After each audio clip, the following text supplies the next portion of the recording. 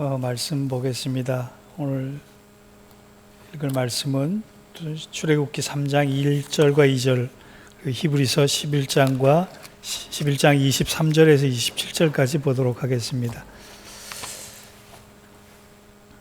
먼저 출애굽기 3장 1절과 2절을 한 목소리로 받들어 읽겠습니다. 시작. 모세가 그의 장인 미디안 제사장 이드로의 양떼를 치더니 그 떼를 광야 서쪽으로 인도하여 하나님의 산 호렙에 이르매 여호와의 사자가 딸기 나무 가운데서부터 나오는 불꽃 안에서 그에게 나타나시니라. 그가 보니 떨기 나무에 불이 붙었으나 그 떨기 나무가 사라지지 아니하는지라. 아멘. 히브리서 11장 23절, 24절, 25절, 26절, 27절을 한 절씩 교독합니다. 제가 먼저 읽습니다. 믿음으로 모세가 낳았을 때에 그 부모가 아름다운 아이임을 보고 석 달 동안 숨겨 왕의 명령을 무서워하지 아니하였으며, 그러므로 모세는 장성하여 바로의 공주의 아들이라 칭함받기를 거절하고 도리어 하나님의 백성과 함께 고난받기를 잠시 죄악의 낙을 누리는 것보다 더 좋아하고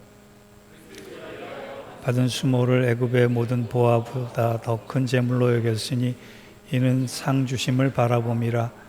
함께 읽겠습니다. 믿음으로 애굽을 떠나 왕의 노함을 무서워하지 아니하고 곧 보이지 아니하는 자를 보는 것 같이 하여 참았으며. 아멘. 이는 하나님 말씀입니다.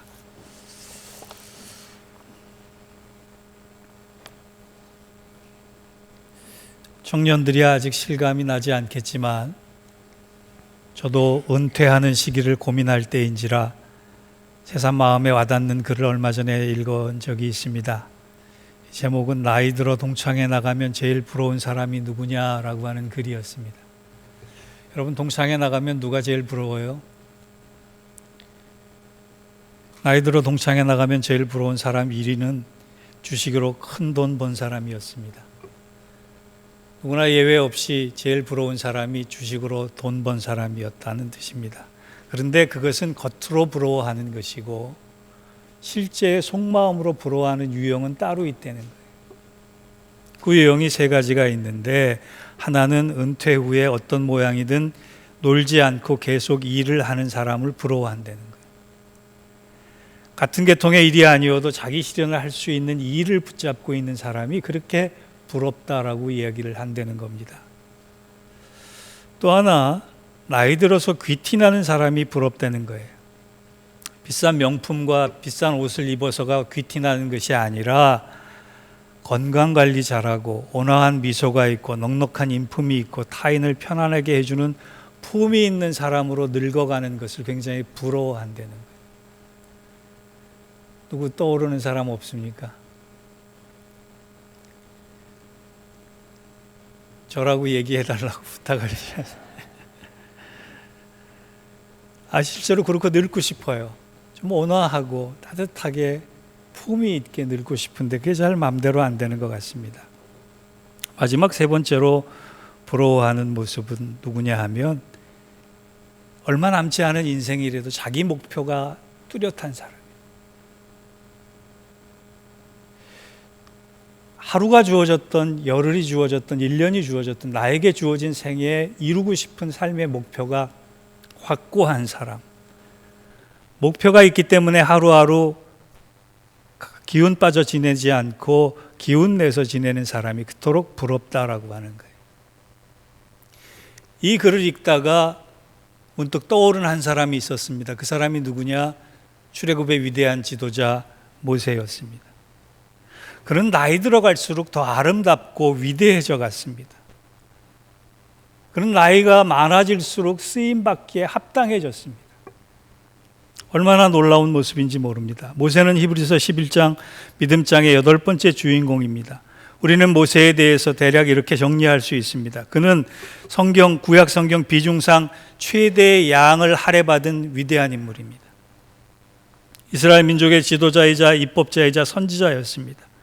창세기, 출애굽기, 레위기, 민수기, 신명기 등의 모세 오경의 저자이고 하나님께 직접 십계명과 율법을 허락받은 사람이에요. 그는 80년 준비돼서 40년 동안 아름답게 쓰여진 사람이에요.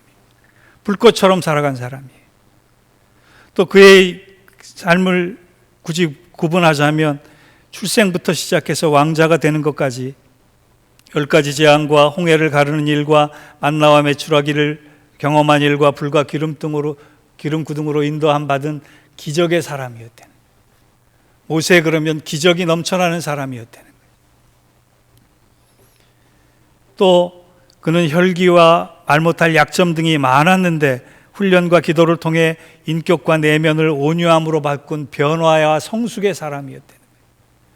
여러분 멋지지 않습니까? 그는 변화됐고 오히려 성숙했다라고 하는 거예요. 더군다나 그는 하나님을 3번이나 대면한 인물이고 죽음의 순간까지 하나님의 뜻을 따른 순종의 사람이기도 했습니다. 그가 한번 기도하면 목숨 걸고 기도했기 때문에 많은 여호와 하나님을 경험한 기도의 사람이기도 했고, 또 그가 한 가지 이루지 못한 기도가 있다면 가나안 땅에 들어가지 못한 기도였는데, 그는 나중에 예수님과 엘리야와 함께 변화산상에 가나안 땅에 섰던 응답의 인물이기도 합니다. 제가 가장 멋지게 보는 것은 그는 늙어갈수록 멋져졌고 위대했고 그리고 멋지게 죽은 믿음의 사람이었다는 거예요. 제가 설교를 준비하면서 모세에 대한 설교를 얼만큼 했나 정리를 해보니까 한 25번 정도 했더라고요. 모세에 대해서는 그만큼 할 얘기가 많고 할 말이 많고 할 주제가 많은 거예요.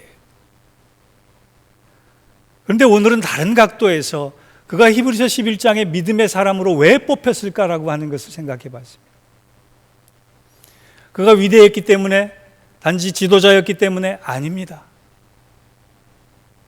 오늘 히브리서 11장에서 말하고 있는 여러 가지 이유 중에 우리가 주목해서 교훈받아야 될 믿음의 사람으로 뽑힌 이유는 2가지예요.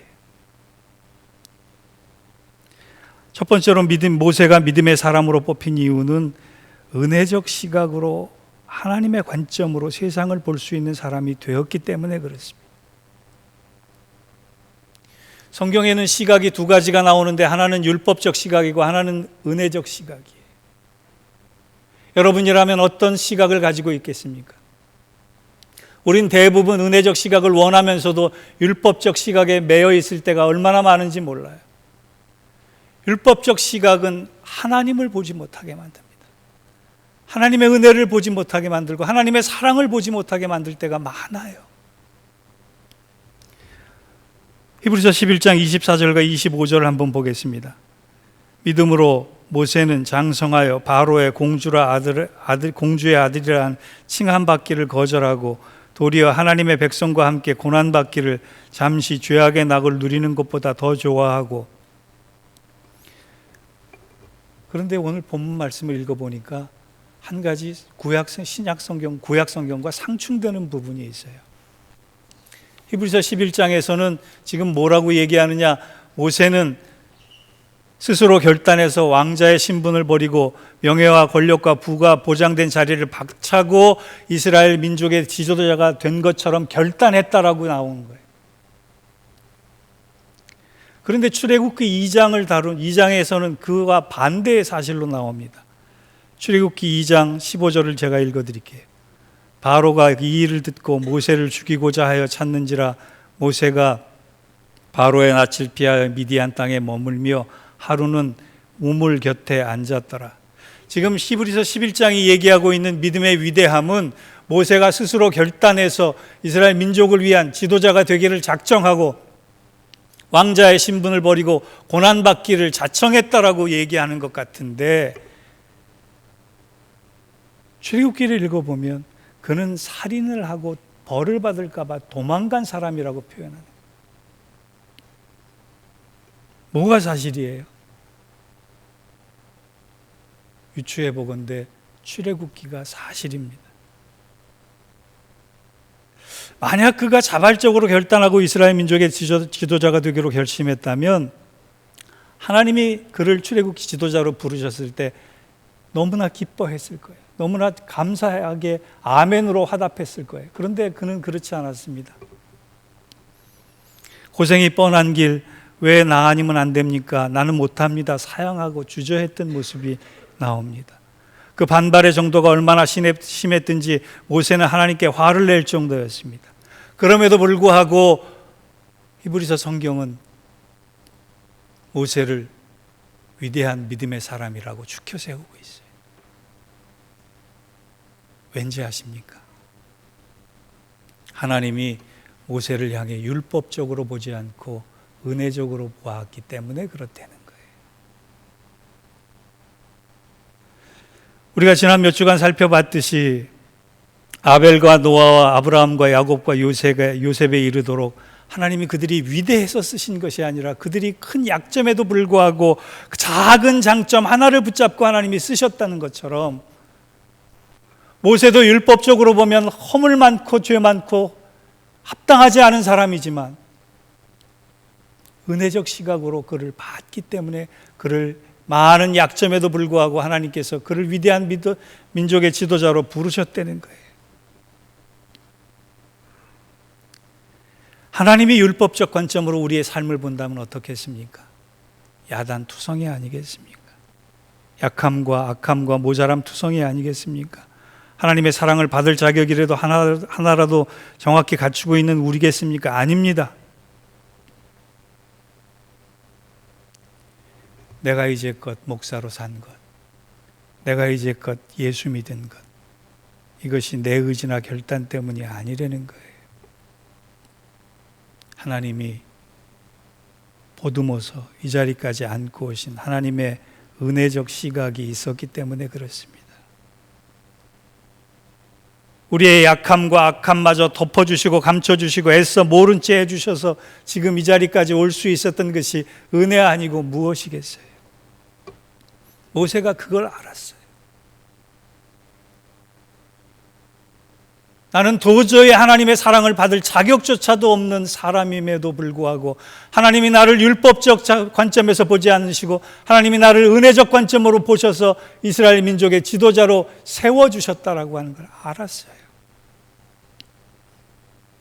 그 깨달음 이후부터 모세는 세상과 사람들을 달리 보기 시작합니다.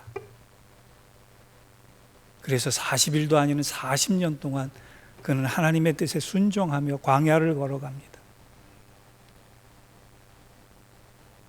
하나님을 향해 이 모진 고생시켜도 원망하거나 불평하지 않고 순종만 하였습니다.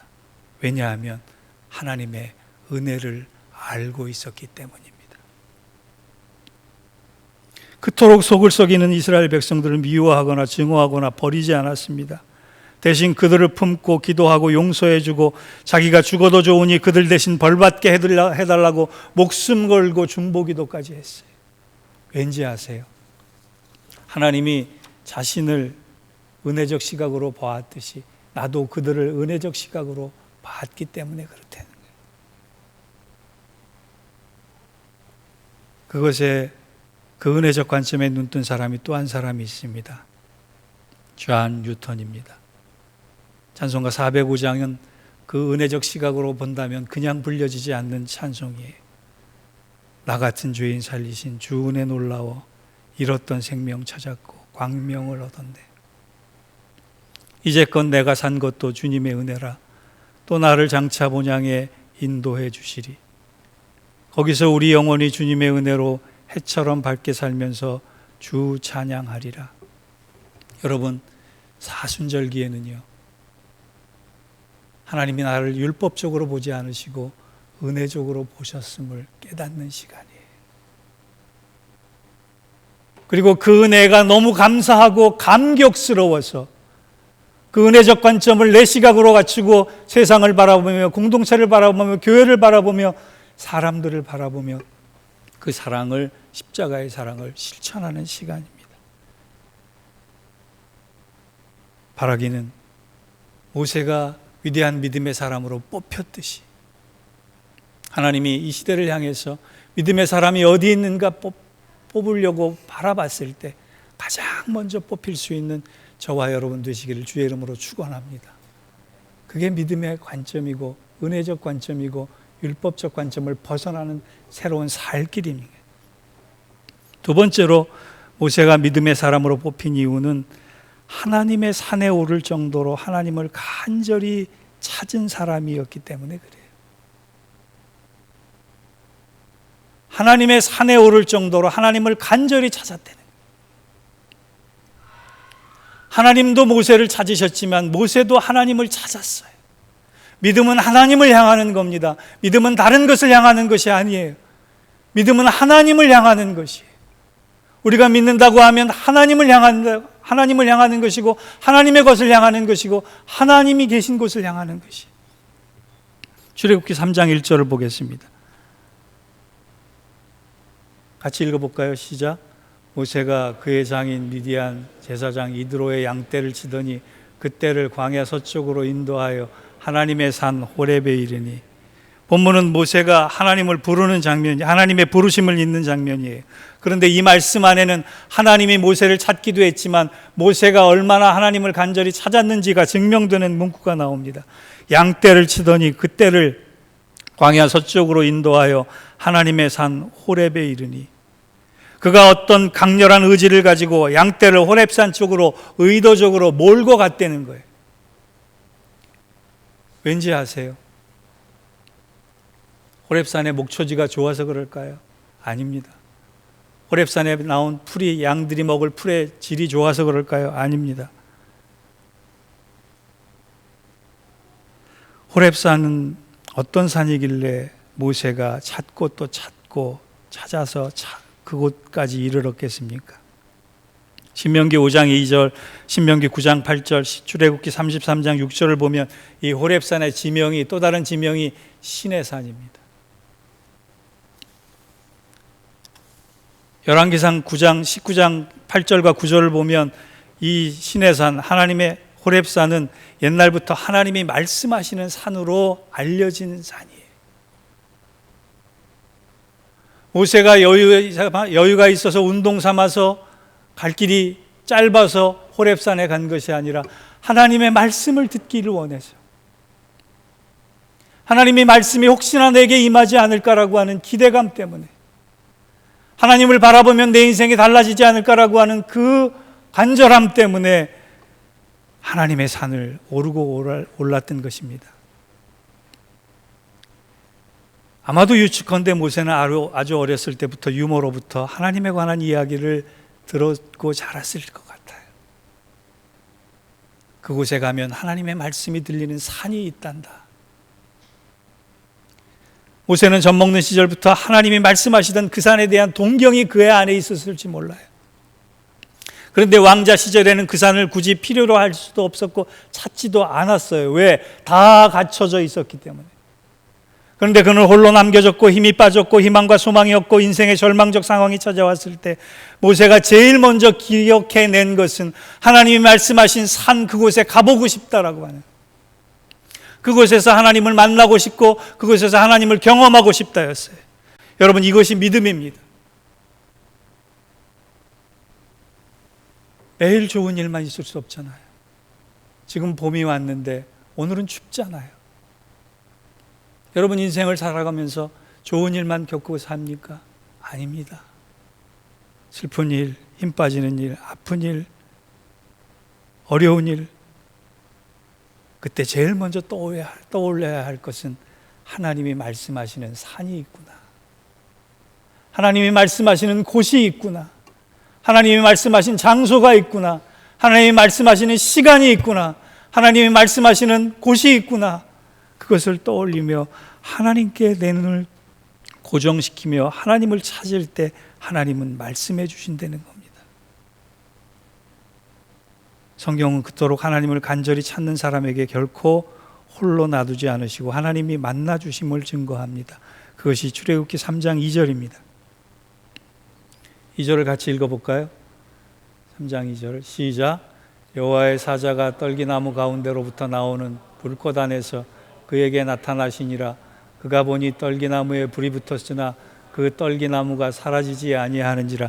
이 구절이 무슨 얘기를 하냐면 왕궁의 모든 사람들이 힘없고 절망과 실패한 것처럼 보이는 모세를 한 사람도 기억하지 않고 다 잊어버렸을 때 하나님은 기억하고 계셨다는 거예요. 하나님은 모세를 잊지 않고 계신다는 거예요.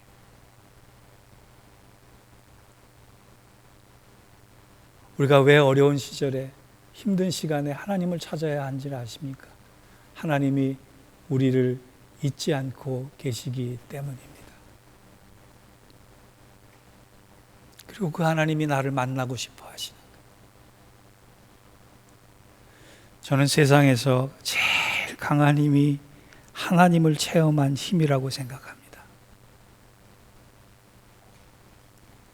저는 세상에서 제일 강한 힘이 하나님을 체험한 힘이라고 생각합니다. 그 어떤 것도 당해낼 수 없는 힘이 하나님이 나를 사랑하시고 나를 잊지 않고 계시고 나를 붙들고 계신다라고 하는 그 사실로부터 출발되는 것. 여러분 인생 살면서 산전수전 다 겪을 수 있습니다. 그러나 거기서 끝나서는 안 돼요. 그것으로 멈춰서는 안 돼요. 그 산전수전을 통해서 하나님을 알아가는 거예요. 하나님의 사랑을 체험하는 거예요. 그것이 진정한 복됨입니다. 다윗이 그랬고 사도 바울이 그랬습니다. 모든 믿음의 사람들이 그랬습니다. 하나님을 체험한 힘 때문에, 어렵고 힘든 상황 속에서 하나님이 나를 붙들고 계심을 강력하게 경험한 삶 때문에, 믿음 때문에 내가 다시 일어날 수 있는 거예요. 여러분 G선상의 아리아라고 하는 곡을 아십니까? 유명한 니콜로 파가니니라고 하는 바이올리니스트가 연주한 곡입니다. 그 곡의 이름은 바이올린의 가장 낮은 음을 내는 G선 하나만으로도 멋진 연주가 얼마나 위대한지를 보여주기 때문에 그렇습니다. 실제로 파가니니에게 있었던 일이기도 합니다. 한 연주회에서 연주를 하는데 바이올린 줄이 끊어지기 시작했어요. 첫 번째 줄이 끊어지고 두 번째 줄이 끊어지고 세 번째 줄이 끊어지고 마지막 가장 낮은 G선 하나만 남았어요. 사람들은 다 오늘 연주에는 실패했다라고 생각하는 그때 파가니니는 한 줄 남은 그 줄을 통해서 얼마나 아름다운 연주가 가능한지, 음악이 가능한지 보여주었습니다. 그 사건을 통해서 그는 유명하게 됐습니다. 우리가 살다 보면 줄이 끊어져 나갈 때가 있습니다. 물질의 줄, 명예의 줄, 가정의 줄, 사랑의 줄 등등으로 나를 지탱해왔던 것들이 끊어질 수 있습니다. 그런데 끊어짐은 실패가 아닙니다. 끊어짐은 멈춤이 아닙니다. 마지막 하나로 남은 선 하나만 가지고도 내 인생을 붙잡고 연주하시는 하나님의 손에 붙들리면 위대한 연주가 가능하다라고 하는 것입니다. 오늘 모세를 통해 두 가지 교훈을 받습니다. 은혜적 시각을 회복하면 은혜 아닌 것이 없다는 거예요. 또 하나, 하나님은 나를 멈추게끔 만드시는 것이 아니라 멈춰서서 잠시 나를 만나기를 원하신다라고 해요. 그리고 하나님은 멈춰선 나를 통해, 실패한 것 같은 나를 통해 위대한 연주를 새로 시작하십니다. 그러므로 믿음으로 포기하지 맙시다. 믿음으로 하나님의 산에 올라서 하나님부터 만납시다. 그리고 그 하나님을 통하여서 놀라운 축복을 안겨주시는 하나님의 사랑을 경험합시다. 그리고 그 놀라운 은혜의 시각으로 세상을 바라보며 우리의 할 일을 찾아가며 그 할 일을 다 감당하는 믿음의 교회, 믿음의 가정, 믿음의 사람 될 수 있기를 주의 이름으로 축원합니다. 기도하겠습니다. 하나님, 모세가 80년 실패했지만 40년을 불꽃처럼 쓰여졌던 것처럼 우리 또한 믿음으로 새롭게 되어서 위대한 모습으로 쓰임받을 수 있는 교회가 되게 하시고 가정이 되게 하시고 심령이 되게 하여 주시옵소서. 예수님의 이름으로 기도하옵나이다. 아멘.